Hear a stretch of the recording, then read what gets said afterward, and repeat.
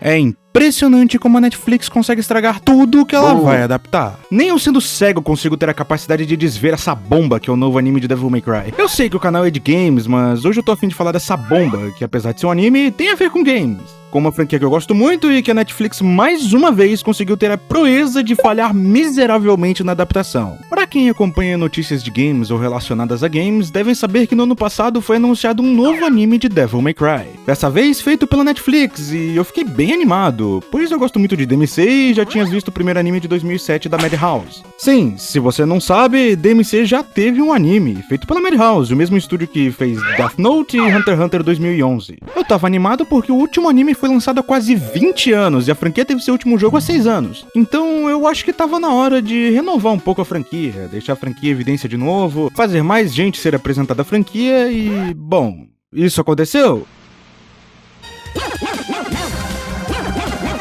De certa forma, sim. Mas pelos motivos errados. As coisas começaram a cheirar meio mal quando anunciaram que Adi Shankar estava criando esse anime. Se você nunca ouviu falar dele, então agradeça a entidade que você acredita, porque era melhor você não saber. Ele é simplesmente o produtor executivo do anime do Castlevania da Netflix. Puta que pariu! Praticamente todas as porcarias que o Castleflix fez eram aprovadas ou idealizadas por esse indiano desgraçado.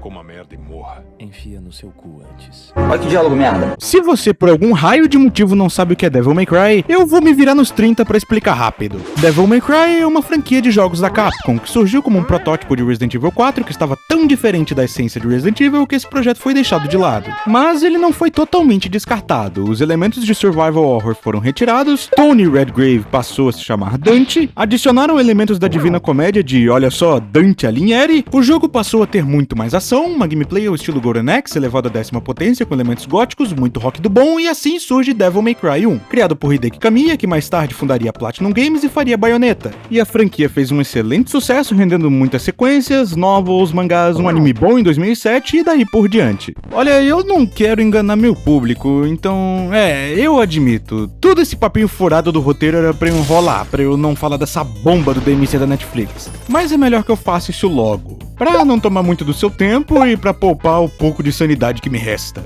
Vou fazer uma sinopse simples aqui. DMC da Netflix apresenta Dante, um caçador de demônios que não sabe exatamente a sua origem e que precisa caçar um demônio coelho que quer quebrar a barreira entre o mundo humano e o mundo dos demônios para que os demônios oprimidos pelo Rei Mundus possam se refugiar no mundo humano. Porém, o vice-presidente dos Estados Unidos não quer que isso aconteça. Então teremos muita ação e batalhas entre um cara que luta ao lado dos demônios oprimidos e refugiados e o governo dos Estados Unidos da América. Pela sinopse, você já deve ter percebido que esse anime não é bom e que o Adi Shankar tava totalmente chapado idealizando essa porcaria. Pelos trailers, parecia que o anime iria adaptar DMC3, mas na verdade ele tá adaptando DMC3, a primeira novel e o mangá de DMC3, tudo ao mesmo tempo, e isso ficou uma bagunça viajada e sem sentido. Esse anime é todo errado quando você se dá conta que o Dante não é o protagonista do anime. Nos trailers, materiais promocionais, entrevistas, tudo é vendendo o Dante como protagonista. Mas quando você vê o anime, o Dante tem destaque só no primeiro episódio e na metade do segundo, porque a protagonista de verdade desse anime é a Lady, que foi completamente destruída pelo roteiro do Adi Shankar. Que é burro!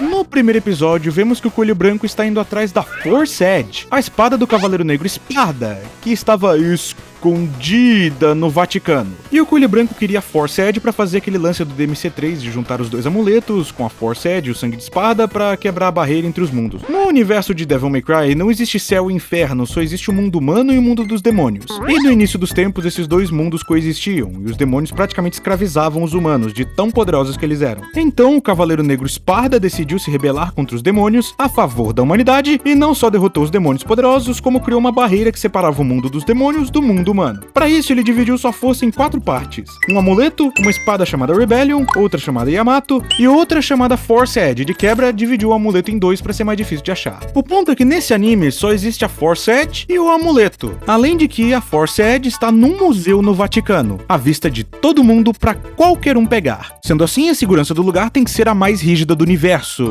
Mas a gente tem que lembrar que esse é um anime feito por Adi Shankar. E os guardas do Museu do Vaticano, que deveriam ser os mais fortes do universo para poder guardar uma espada milenar ultrapoderosa, são mortos em segundos por um bando de mercenários que também são mortos em segundos pelo Coelho Branco. Assim ele consegue pegar a Force Edge, a arma mais importante do universo, em pouquíssimos segundos de episódio. Bicho, é a Force Edge, talvez a arma mais poderosa e importante do universo de Devil May Cry inteiro. E ela é facilmente pega por um coelho bucha lá do mangá de Devil May Cry 3, como se estivesse pegando, sei lá, algodão doce do vendedor ambulante. Já não bastasse esse começo porcaria, o resto do episódio é focado no Dante sendo um frouxo e apanhando de uma bolsa. O Dante apanhando de uma bolsa. Ai, mas nesse anime o Dante é inexperiente, óbvio que ele vai apanhar pra caramba. Esse argumento nem faz sentido, já que no primeiro episódio é mostrado que ele tem 5 anos de experiência em caçar demônios. E no segundo episódio todo mundo fica falando como o Dante é foda, como o Dante arrebenta todo mundo em segundos. No primeiro episódio, inclusive, mostra ele salvando todo mundo no restaurante como se fosse o Mercúrio dos X-Men da Fox. Ele desce a porrada em todos os mercenários que invadem a casa dele pra tentar roubar o colar dele. Ele leva um tiro de 12 no peito e não acontece nada com ele. Tudo pra segundos depois a Lady aparecer, roubar o colar dele com extrema facilidade e segundos depois atordoar o Dante com um taser. O Dante nesse anime não tanca um choquinho. No DMC3 o Dante toca uma guitarra com cordas elétricas que provavelmente dariam um choque numa pessoa normal. E também que não precisa ter sangue de demônio pra poder tancar um choquinho. Eu tanco um tiro de taser.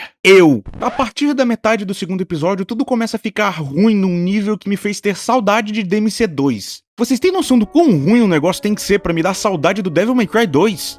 A partir do segundo episódio, o Dante é jogado para escanteio, virando quase que um coadjuvante para dar destaque a Lady, que como eu já falei, ela foi totalmente destruída aqui. Lembram da Lady do DMC3, que mata demônios na base do tiro com chave de perna e com absoluto estilo? Aqui ela precisa de roupa tecnológica e de balas especiais para conseguir matar um único demônio aleatório. Inclusive, eu acho que tá óbvio aqui para todo mundo que essas balas especiais é só um artifício safado de um roteiro mal escrito, para explicar para quem tá assistindo que demônios são muito fortes, pra dar uma desculpa de que eles não morrem com balas normais como acontece nos jogos, eles morrem com tiros normais. Porém, esse é um artifício tão mal feito que essas balas funcionam quando querem, porque no demônio aleatório do segundo episódio, ele morre só da bala encostar nele, como é dito no diálogo super expositivo descrevendo o que essa bala faz. Agora, quando a Lady atira com essa mesma bala na Equidna, não acontece nada com ela. A mesma coisa vale para a habilidade dela reconhecer demônios. Ela diz que reconhece demônios pelo cheiro de enxofre, pelas pernas e braços longos demais e pelo vazio da alma que demônios não têm, e acaba reconhecendo o demônio aleatório e matando ele. Mas quando o demônio de plasma se transforma num dos companheiros da equipe dela, ela não reconhece e fica com cara de bunda. Veja bem, se não tem que mandar matar uma desgraça dessa. Falando em equipe, a Lady trabalha numa organização do governo chamada DARKCON, que é meio que uma SWAT pra matar demônios. A equipe que a Lady lidera é composta pelos melhores dos melhores ali. Porém, que surpresa, eles morrem em segundos. E o roteiro é tão safado que ele tenta fazer com que você se importe com eles, que você fique triste quando eles morrem. Mas isso não acontece porque esses personagens não têm personalidades, e o carisma deles é tão alto quanto o carisma de uma lontra baleada. Eles não têm tempo de tela, nem carisma suficiente pra que você se importe com eles. Roteirinho fraco, né, gente? A mesma coisa vale pra Lady. Ela é insuportável, o carisma dela é tão negativo quanto os companheiros mortos dela, mas como o Adi Shankar queria que ela fosse a protagonista, ele tentou dar alguma personalidade pra ela, e achou que seria uma boa ideia fazer ela falar palavrão a cada 5 segundos. Talvez na cabeça dele isso seja algum traço de personalidade, o que eu não concordo. E acho que ninguém gosta de personagem assim quando a única personalidade que ele tem é falar palavrão a cada 2 segundos. E pra você que tá duvidando que a Lady é a protagonista do negócio, vamos lá. Ela tem mais tempo de tela que o Dante, ela tem mais motivação que o Dante, ela é mais forte que o Dante, ela tem um episódio inteiro pra contar o flashback dela e dar desenvolvimento, enquanto o Dante tem no máximo 5 segundos de flashback, contando as 2 vezes que esses flashbacks aparecem por poucos segundos. Ela simplesmente mata o Rudra dando um tiro na cabeça dele. Aliás, que irônico, porque no original nem cabeça ele tem. Desgraça, meu Deus! Isso seria ruim se o roteiro fosse bem escrito e os trailers e materiais promocionais focassem na Lady pra não enganar o público? Não. O problema é que esse roteiro é escrito com a bunda e a Lady é escrita como aquela personagem com um empoderamento forçado, que não treinou pra ser foda, que não precisa de ajuda de ninguém, que não se machuca, que não comete erros e que só serve pra agradar militonto de Twitter, pra que eles possam chamar quem não gostou do anime de machista ou qualquer coisa ista. Quer uma personagem feminina bem escrita que todo mundo gosta? A Lady dos jogos, que todo mundo gosta. Tem carisma, não precisa ficar falando falando palavrão a cada 2 segundos pra mostrar que é foda, abandonou o próprio nome por vingança ao pai manipulador que matou a mãe dela. Aliás, nesse anime tiraram o Arkham pra merda, cara. Nos jogos ele é um vilão manipulador que não perdoa nem a própria esposa pra ganhar poder. Aqui nesse anime é um cientista que virou demônio sem querer, matou a mãe da Lady e morreu logo em seguida. Outro personagem escrito com a bunda é o vice-presidente, que na verdade é o presidente, pois ele manipula o verdadeiro presidente. Tentaram implementar um pouco de House of Cards aqui, mas definitivamente não deu certo, porque o vice-presidente é escrito como o estereótipo do crente chato, que não para de pregar por 1 segundo sequer e que faz atrocidades alegando ser a vontade de Deus. Ele é escrito dessa forma podre só pra colocar os Estados Unidos como vilã na segunda temporada, tanto que eles invadem o inferno, matam um monte de inocente e o inferno vira quase que uma colônia americana. Os caras invadem o inferno como se fosse invadir o Afeganistão, cara. E o pior é que colocaram American Idiot do Green Day, que eu gosto de Green Day, mas, cara, eles fizeram isso só pra colocar os Estados Unidos opressores matando os coitadinhos dos demônios. Opa, desculpa, macaianos. Eles são macaianos porque falar demônios é politicamente incorreto e ofensivo.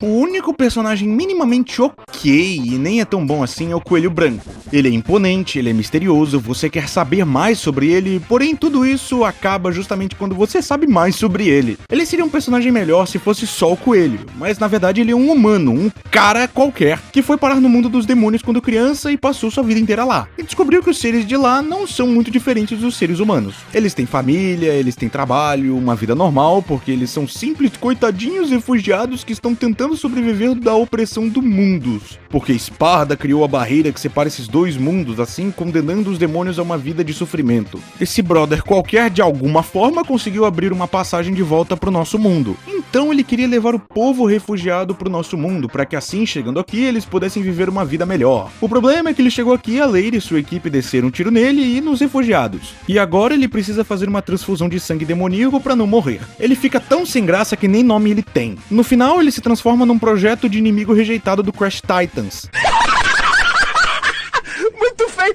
Nem pra fazerem um design melhor, ele ainda consegue desfazer a barreira entre os mundos e... dito no anime, que se isso acontecer, nem todos os governos do mundo com bomba atômica, com exército, ninguém iria conseguir lidar com os demônios se isso acontecesse. E quando acontece, ninguém morre e a barreira é facilmente feita de novo quando Dante tira o amuleto da espada após a Lady finalizar o boss final. Fora que o 7º e 8º episódios são construídos ao redor da Lady ficar confusa, porque ela foi treinada pra matar demônios, mas os demônios agora são gente como a gente, tudo pra isso ser jogado no lixo, ela trair o Dante e mandar o corpo dele pro governo dos Estados Unidos pra estudos bioquímicos. Mas será que existe alguma coisa que presta nesse anime? Tem. Por incrível que pareça, tem alguma coisa que preste. O Coelho Branco é bom até certo ponto, algumas piadas são bem engraçadas e o principal que é a trilha sonora, que é simplesmente sensacional. Colocaram o tema antigo do Undertaker na abertura, como que isso não é bom, cara? No segundo episódio colocaram Rage Against the Machine enquanto Dante desce a porrada nos mercenários, colocaram Papa Roach na perseguição de moto e o mais importante que eu quero dar destaque aqui é que chamaram o Evanescence pra criar uma música exclusiva pro 6º episódio, e a música é incrível. Bom, não é de hoje que eu sou extremamente fã de Evanescence, né? Mas e aí, é só isso que tem de bom nesse anime? É só isso. Esse anime é extremamente horroroso, não perca seu tempo assistindo. Ele é ruim como adaptação, ele é ruim como anime próprio, ele é ruim como mensagem, ele é ruim na animação que em diversos momentos colocam um 3D horroroso na sua cara e é tão ruim que me fez sair da série e querer me torturar nos Thunder Plains do Final Fantasy X. Que merda, hein? Esse 3D é horroroso e faz o 3D da primeira temporada de Initial D parecer CGI de filme de Avatar. Aliás, tá aí um anime melhor que eu recomendo, Initial D.